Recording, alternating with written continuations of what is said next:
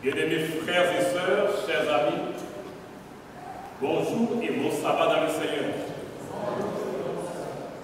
C'est toujours avec joie que nous nous retrouvons dans la maison de l'Éternel pour offrir à Dieu un culte spirituel, pour l'adorer en esprit et en vérité, puisque lui seul mérite l'adoration de ses enfants.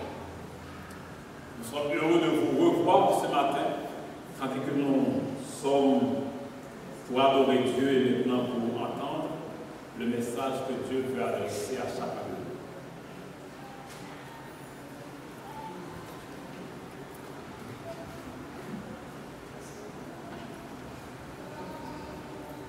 Et juste avant de présenter le message de Dieu, nous allons rechercher sa présence par la prière. Et je vous invite à prier dans vos cœurs, demandant à Dieu de nous accorder sa direction et surtout de nous parler au cœur de chacun de nous, car Dieu, il veut s'adresser à chaque adorateur en ce matin. Père des cieux, encore une fois, tes enfants sont devant toi et nous voulons recevoir le message que tu as pour nous en ce matin. Fais grâce à ton peuple. Parle-nous et sauve-nous. Pour l'amour de ton nom, nous t'en prions en Jésus de la gloire. Amen.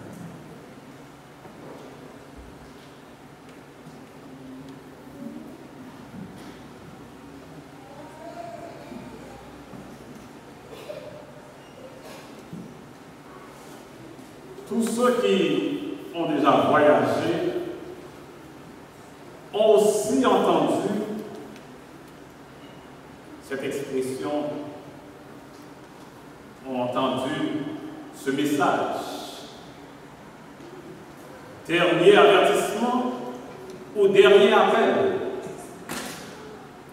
Une invitation à tous ceux qui voyagent, aux passagers, de prendre les dispositions nécessaires pour ne pas manquer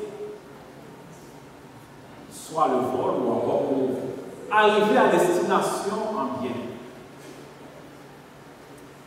Les passagers qui ne prêtent pas attention à ce dernier avertissement risquent et ils risquent gros. Mais beaucoup plus que ces passagers qui doivent voyager d'un endroit à un autre, nous sommes en train de réaliser le plus grand et le plus important voyage qui existe. Nous sommes en train de voyager pour aller vers la Jérusalem céleste. Et celui qui nous invite nous adresse aussi un dernier avertissement. La plus grave erreur, ce serait de ne pas tenir compte de cet avertissement que Dieu nous envoie. Le message de ce matin veut attirer notre attention sur le dernier avertissement que Dieu envoie à son Église. Je me dis que si je devrais prêcher un dernier message, un dernier sermon, quel devrait être ce message?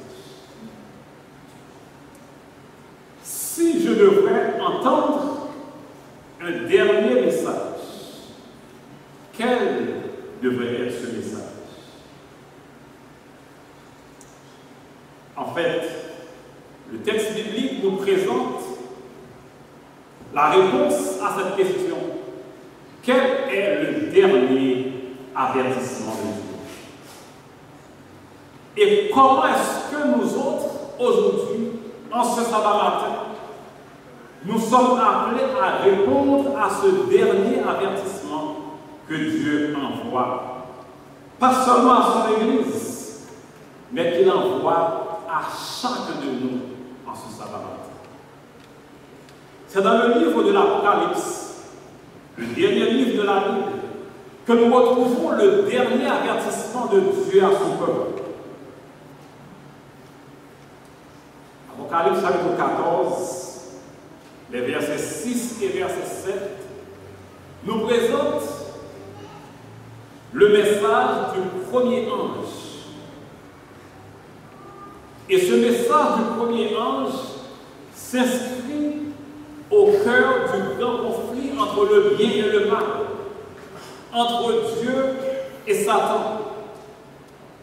Et le message de Dieu, dans Apocalypse 14, le verset 6 et 7, c'est une exhortation à l'adoration du vrai Dieu, à adorer celui qui a fait le ciel, la terre, la mer et les sources d'eau. Le message du premier ange, c'est donc une adoration du vrai Dieu en son vrai jour de repos. Mais pourquoi parler du sabbat à des convaincus du sabbat? Pourquoi parler du sabbat à des adventistes du 7e jour? La raison est bien simple.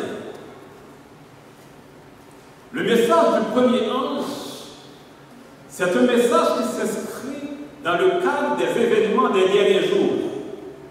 Parce qu'il est dit, j'ai vu un autre ange qui volait par le milieu du ciel, annonçant un évangile éternel. Le dernier message.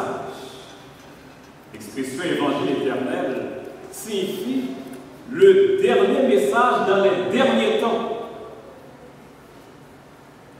Et la raison qui est donnée à ce message du premier ange, c'est parce que l'heure du jugement est venue. Quand Jean a annoncé ce message, l'heure du jugement était dans l'avenir pour lui. Il prédisait un moment qui devrait arriver. Et l'heure du jugement a commencé en quelle année? 1844. Plus d'une centaine d'années depuis que le jugement investigatif a commencé. Cela signifie que la véritable raison pour nous autres en ce matin d'adorer Dieu convenablement en son jour d'adoration, c'est beaucoup plus le fait que parce que l'heure du jugement est venue, parce que ça fait très longtemps que l'heure du jugement est venue. Mais c'est parce qu'aujourd'hui, l'heure du jugement est non seulement venue, mais le jugement est sur le point de s'achever. Pourquoi? Parce que il y a un temps pour commencer le jugement. Il y a un temps pour terminer le jugement. Et quand la patience de Dieu arrive à terme, la porte de la grâce se ferme et cet événement est pour très bientôt. C'est pourquoi nous devons parler du sabbat à les adventistes du 7e jour.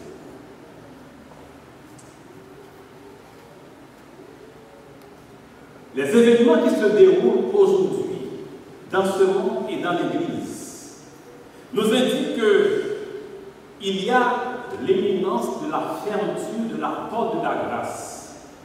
Et c'est pour cette raison que nous sommes appelés à parler du sabbat, d'abord aux adventistes et ensuite aux autres. Dans le livre Message choisi au volume 2, l'Esprit de Dieu nous donne un signe de l'imminence de la fermeture de la porte de la grâce. Un événement qui doit arriver juste avant la fermeture de la porte de la grâce. Et la sœur a dit, ces événements qui ont lieu à Indiana vont se reproduire juste avant la fermeture de la porte de la grâce. Quels sont ces événements? Quand nous verrons dans l'Église qu'il y aura des cultes remplis de bruit, avec des instruments comme le tambour, et qu'on va voir des clameurs, quand ces choses arriveront au niveau de l'Église, on saura que l'imminence de la porte, la fermeture de la porte de la grâce est là. N'est-ce pas ce que nous sommes en train de vivre dans presque toutes les églises adventistes dans le monde entier? Où il n'y a plus de solennité dans les cultes d'adoration. C'est l'un des signes qui nous dit que la porte de la grâce va se fermer bientôt. Et puisque la porte de la grâce va se fermer bientôt, la question du sabbat prend encore plus d'ampleur, puisque nous savons que quand la porte de la grâce sera fermée, seuls ceux qui auront le sceau du Dieu vivant pourront subsister. Et dans le livre Événements des derniers jours, page 181, nous lisons: ceux qui veulent porter le sceau de Dieu sur leur front doivent garder le sabbat du 4e mois. Ceux qui veulent porter le sceau de Dieu sur leur front doivent garder le sabbat du 4e mois. Et la question à se poser aujourd'hui: est-ce que nous gardons le sabbat de l'Éternel? C'est important d'y prêter attention parce que l'Éternel, il va mettre son sceau d'approbation uniquement sur ceux-là qui gardent le sabbat de l'Éternel. L'adoration du vrai Dieu se fait dans le vrai sabbat de l'Éternel. Et nous lisons à la page 184, le signe où le sceau de Dieu est révélé par l'observation du sabbat du 7e jour, le mémorial de la création institué par le Seigneur. La mort de la bête, c'est le contraire, l'observation du premier jour de la semaine. Le texte sacré met l'accent sur l'observation et non pas sur la croyance. Il n'est pas dit que ceux-là qui croient que le 7e jour, c'est le sabbat de l'Éternel, vont recevoir le sceau de Dieu. Mais il est dit que ceux-là qui observent le sabbat, ceux-là qui gardent le sabbat de Dieu. Qu'en est-il aujourd'hui de la façon dont vous et moi nous observons le sabbat de l'Éternel?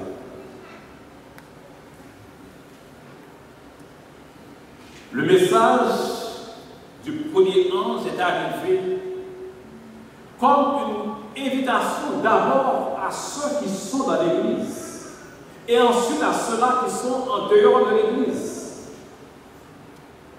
Car Dieu, il ne cesse de chercher ses enfants. D'abord, il veut nous chercher et nous trouver, tout comme il l'a fait pour nos premiers parents en Éden. Car ils étaient cachés derrière les arbres, cachés derrière les feuilles, cachés dans le jardin. Et encore dans le livre de l'Apocalypse, nous retrouvons Dieu qui appelle parce que son peuple est caché. L'Apocalypse 18, il va l'appeler à sortir de Babylone. Et en ce matin aussi, Dieu nous appelle à sortir de nos cachettes.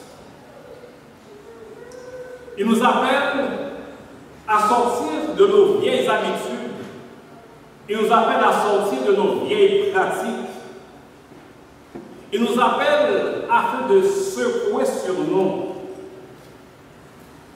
tout ce qu'il y a comme poussière de ce monde afin de les abandonner et de retrouver la saine pratique de Dieu. Et ce n'est pas pour rien que le prophète Isaïe nous appelle des réparateurs des brèches. Car une brèche a été faite dans la loi de l'Éternel et que nous autres, peuple de Dieu, en ce temps, nous sommes appelés à rétablir sur la façon d'observer le sabbat. Dans l'événement des derniers jours et aussi dans Témoignage de l'Église, volume 6 en anglais, et sous prophétie met l'accent sur une réforme nécessaire par rapport à la façon d'observer le sabbat dans les derniers temps. Et je crois que ce temps est arrivé pour nous autres adventistes du 7e jour de réformer notre façon d'observer le sabbat. Nous y croyons comme jour de repos, mais trop souvent, nous ne sanctifions pas le jour du sabbat. Je vous invite à lire chez vous le chapitre 6.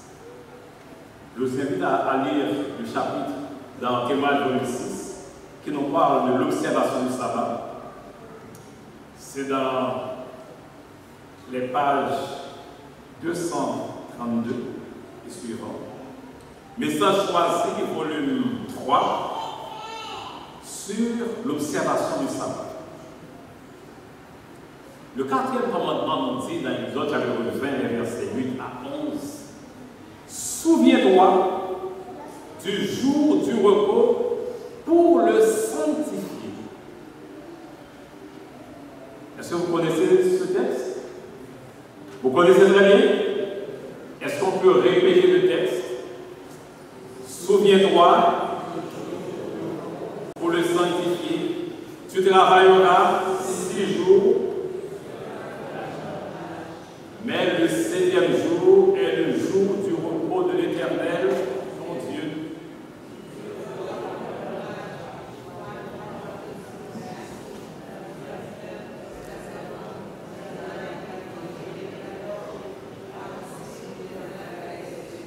Que Dieu ne répète pas.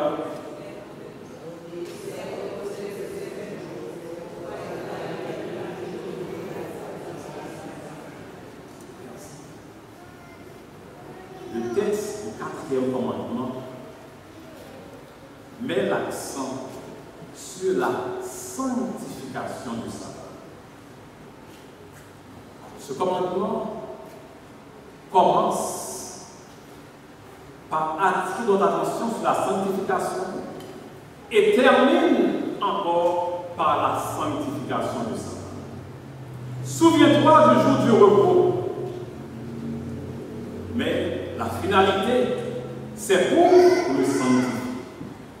Il ne s'agit pas uniquement de chômer en ce jour-là.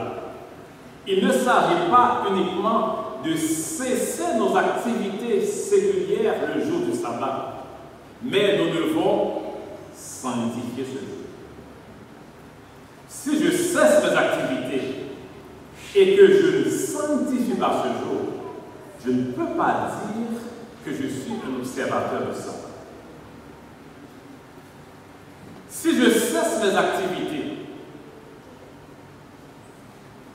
et puis je reste chez moi, je me repose, je ne suis pas dans le sabbat de l'Éternel parce qu'il n'y a pas sanctification. La sanctification, c'est mettre à part pour un usage saint. Mettre à part pour un usage sacré. C'est à ce moment-là que je peux parler de sanctification du sabbat de l'Éternel. Qu'est-ce que je fais du sabbat de l'Éternel? D'abord, est-ce que je prépare le sabbat? Si je dois parler du sabbat, je dois d'abord parler de la préparation du sabbat. Dieu nous a donné le sabbat, mais il nous a donné aussi un jour de préparation du sabbat. Est-ce que nous prenons le temps de préparer le sabbat? que Dieu, lui, il nous dit par rapport à la préparation du sabbat? Exode chapitre 16, Dieu dit, faites cuire ce que vous avez à faire cuire. Faites bouillir ce que vous avez à faire bouillir. Et mettez en réserve pour le sabbat ou jusqu'au sabbat. Aujourd'hui, ces préceptes de l'Éternel sont trop souvent oubliés. Et nous prenons le sabbat de l'Éternel pour préparer, plutôt que de préparer le jour de la préparation du sabbat. C'est ce matin que je lisais un commentaire sur cette déclaration de l'Éternel. Et bien malheureux, c'est quelqu'un qui se dit adventiste du 7e jour, qui a écrit ces paroles, et qui dit que quand l'Éternel avait dit faites cuire ce que vous avez à faire cuire, faites bouillir ce que vous avez à faire bouillir, c'est parce que le processus de cuisson était tellement long qu'il ne pouvait pas prendre le temps, le sabbat, de le faire. Quand Sir White nous a invités à faire cuire, à préparer, c'est parce que le processus de cuisson de son temps était tellement long. Mais maintenant, c'est plus rapide, on peut se permettre de le faire. Mais je demande, quand l'insensé parle en son cœur,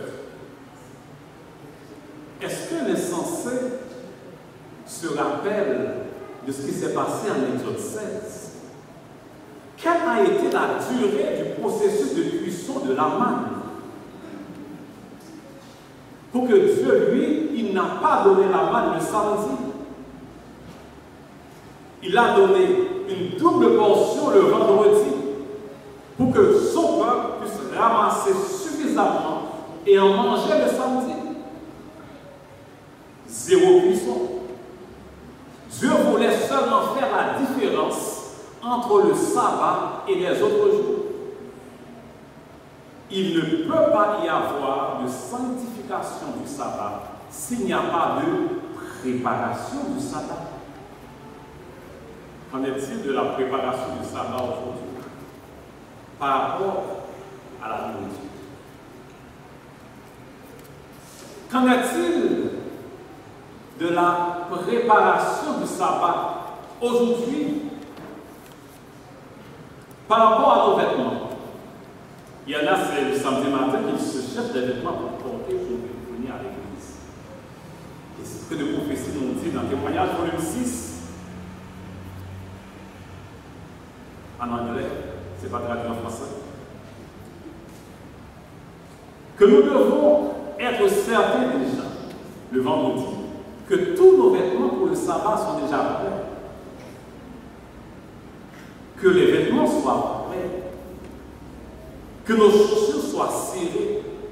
Ce n'est pas le samedi matin que je vais les serrer, que je vais les préparer.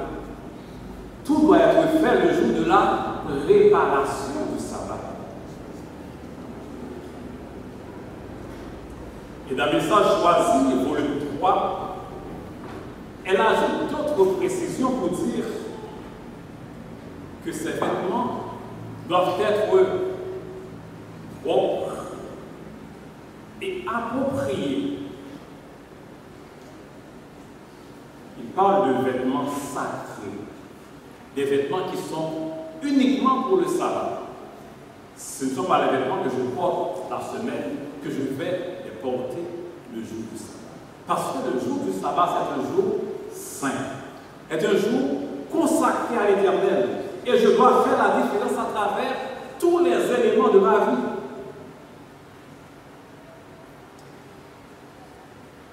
Une sanctification de l'intérieur et aussi de l'extérieur.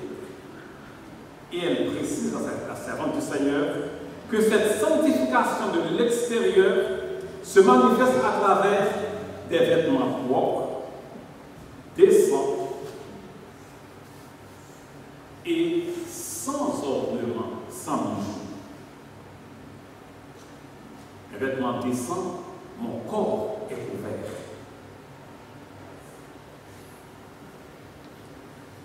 Aujourd'hui, qu'en est-il de la sanctification du sabbat?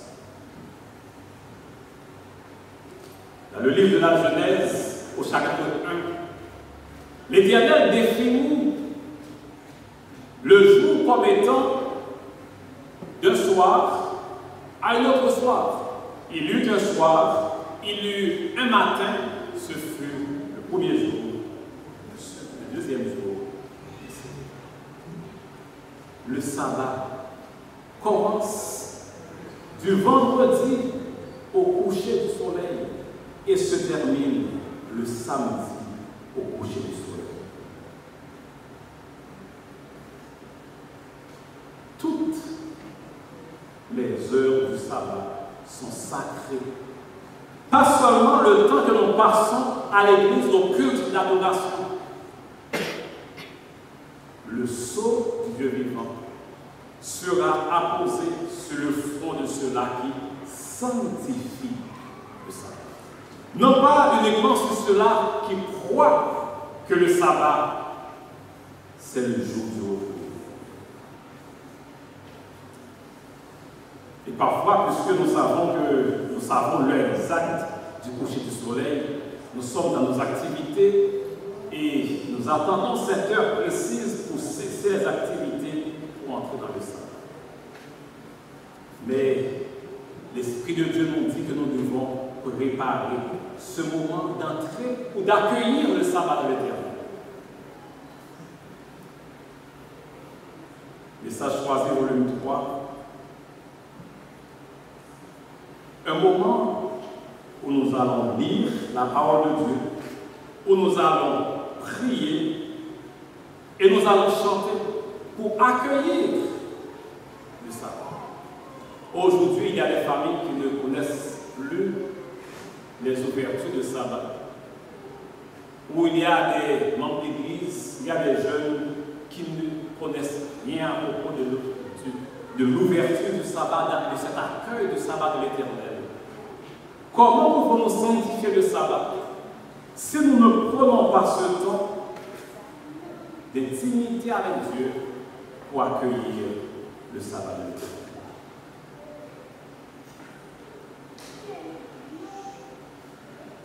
Et quand Dieu prépare ce moment d'accueil du sabbat de l'Éternel, quand Dieu prépare ce moment pour accueillir Dieu, le sabbat devient pour moi un moment de rencontre spéciale que je fais avec Dieu.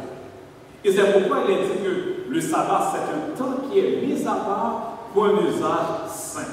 Parce qu'en ce jour, Dieu veut sanctifier son peuple. Et c'est une sanctification qui doit continuer, qui doit demeurer. Et en ce sens, on peut considérer le sabbat comme étant un temps solennel que Dieu met à part pour préparer son peuple pour l'éternité. Dans quelle pensée entrons-nous dans le sabbat de l'Éternel? Et qu'en est-il de nos soucis? Dieu nous invite à nous débarrasser de tous nos soucis, de tous nos problèmes. Car en ce jour de sabbat, il n'y a plus d'exigences académiques quand on est à l'école. En ce jour de sabbat, il n'y a plus de pression de la part de nos superviseurs au travail. Il n'y a plus de pression par rapport aux factures que nous avons. Mais nous nous reposons en Christ. Comme Jésus lui-même le dit en Matthieu 11, verset 28, « Venez à moi tous qui êtes fatigués et chargés, et je vous donnerai du repos. » En ce jour de sabbat, nous n'avons pas seulement le repos physique, mais d'abord et avant tout le repos spirituel de nos âmes, où nous remettons tous nos problèmes entre les mains du Christ, pour que lui, il puisse s'en charger. Et par conséquent, ce jour de sabbat, à travers nos paroles, à travers nos pensées, nos conversations, doivent dénoter qu'il y a une grande différence aussi entre ce jour et les autres jours. De quoi réfléchissons-nous? De quoi parlons-nous? Par rapport à l'observation du sabbat de l'Éternel, trop souvent nous nous livrons à des activités qui n'ont aucun rapport avec la sanctification, avec la gloire de Dieu. Tout ce que nous réalisons en ce jour doit être pour la gloire de Dieu. C'est encore dans ce livre, Message choisi, volume 3, je lis à la page 258.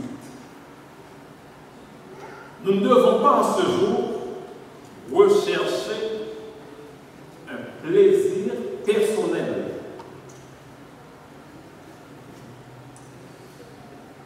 Et l'Esprit du Seigneur donne deux exemples de ce plaisir personnel.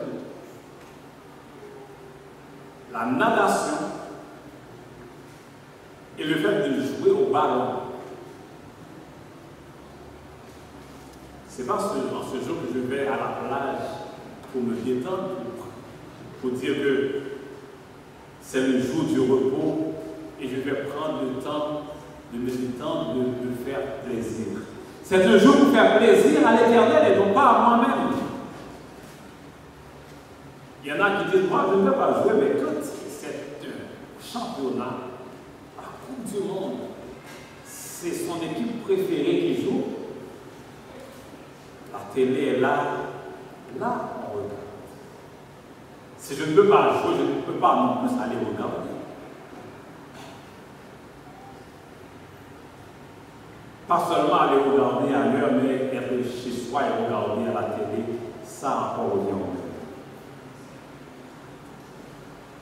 Dieu nous demande de cesser nos activités séculières pour nous consacrer entièrement à lui, pour que lui-même, par son esprit, il puisse nous sanctifier.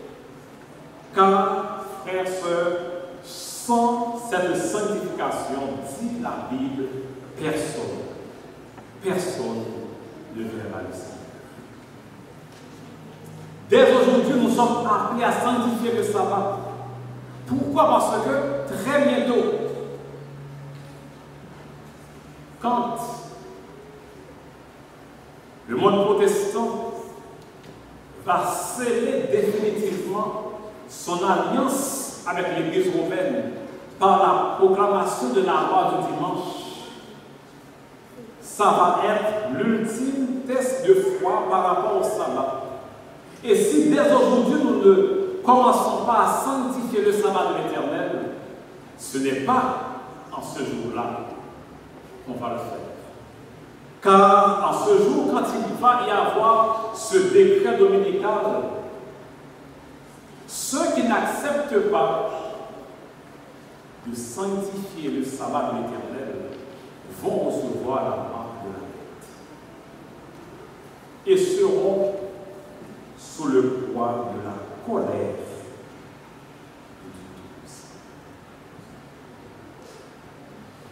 Dieu nous dit, souviens-toi du jour du repos pour le sanctifier.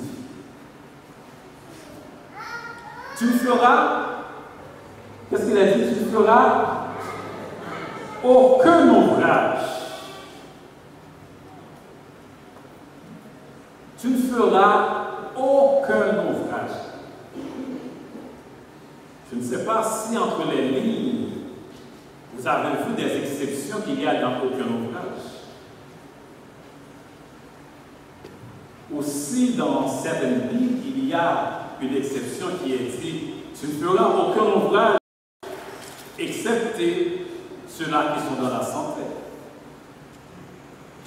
Aujourd'hui, il y a une grave plaie qui traverse l'Église. Et cette plaie consiste à dire ce que Dieu n'a jamais dit nulle part.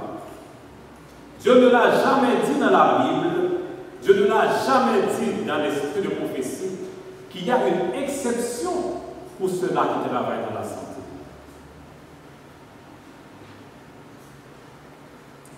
Mais Dieu dit, tu ne feras aucun ouvrage. Et Dieu a précisé pour les enfants d'Israël, même au temps de la moisson, aucun ouvrage. Point final.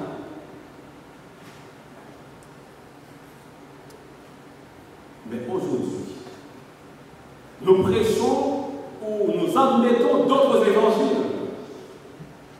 Et l'apôtre Paul l'a si bien dit aux chrétiens de Galates.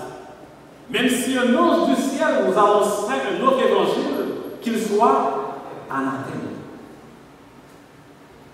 Et que dirait s'il s'agit d'un être humain, d'un mortel?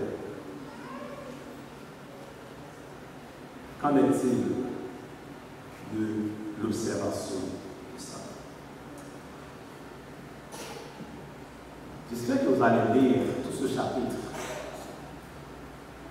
Message choisi, volume 3. Vous savez ce que le texte dit? C'est à la page 231.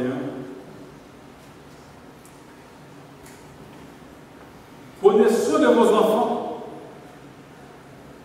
parce que, à travers les enfants, il y a une violation du sabbat de l'Éternel. Ils courent à l'église. C'est ce que le texte dit. Et il y a même des parents qui amènent des jeux pour des enfants. C'est violation du sabbat. Quand je regarde tout ce que Dieu a dit par rapport au sabbat de l'Éternel, sur la façon dont nous sommes appelés à sanctifier le sabbat de l'Éternel, je pense aux disciples quand ils étaient sur la mer de Galilée et qui faisaient une prière à Jésus et ils disaient, sauve-nous, nous périssons. C'est exactement cette prière que nous devrions faire aujourd'hui à l'Éternel. Car nous sommes dans une mauvaise situation en tant que peuple de Dieu. Et ce n'est pas pour rien que la servante du Seigneur avait dit que parmi tous ceux-là dont les noms sont écrits dans les registres de l'Église, il n'y a pas un sur 20 qui soit prêt à terminer la course chrétienne. Dans quelle situation sommes-nous? Et chacun est appelé à se poser la question, dans quelle situation suis-je par rapport à l'observation du sabbat de l'Éternel? Est-ce que je suis prêt aujourd'hui à recevoir le sceau du Dieu vivant? Car sans ce sceau du Dieu vivant, personne ne verra le Seigneur.